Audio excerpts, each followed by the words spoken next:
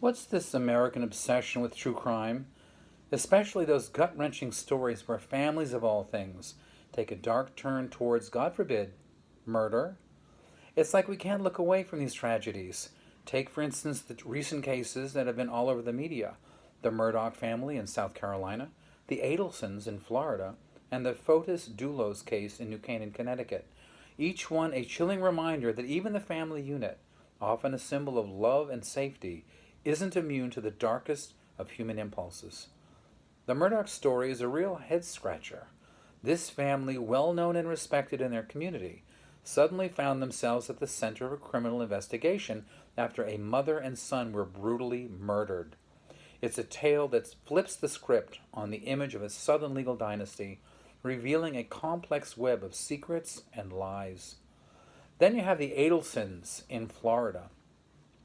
What started as a distressing divorce and custody battle spiraled into a sinister plot, culminating in the shocking murder of a law professor. This story, with its blend of domestic strife and alleged criminal conspiracy, paints a disturbing picture of how far some might go to protect their own interests. And let's not forget about the case in New Canaan, Connecticut. Fotis Dulos, embroiled in a bitter divorce, became the prime suspect in the disappearance and presumed murder of his own wife. It's a scenario that seems ripped straight from a crime novel, highlighting the tragic breakdown of what once was a family's dream life. Why do these stories captivate us so? Maybe it's because they're a stark reminder of the thin line between normalcy and chaos in family life. Or perhaps it's the shock of seeing the fundamental social unit, the family, becoming a stage for the most heinous of acts. In these stories, we find elements uncomfortably close to the fears and tensions lurking in our own lives, amplified to dramatic extremes. As we follow these cases, we're not just passive observers, we're trying to make sense of the senseless, to understand what drives individuals to such extremes. In a way, these true crime stories hold up a mirror to the complexities of human nature, wrapped up in a narrative that's as compelling as it is horrifying.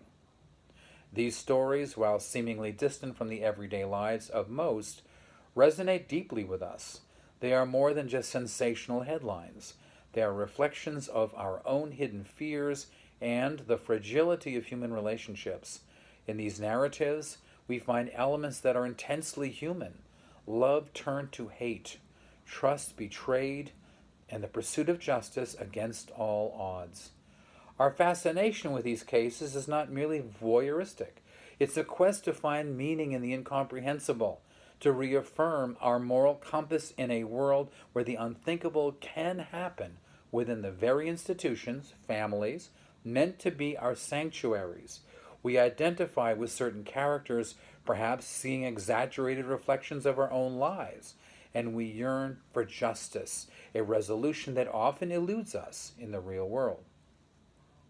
In exploring these stories, we confront the complexities of human nature and the societal undercurrents that shape such tragedies. It's a journey that is as unsettling as it is necessary, compelling us to grapple with the profound questions of right, wrong, and the delicate balance of justice in the tapestry of human experience.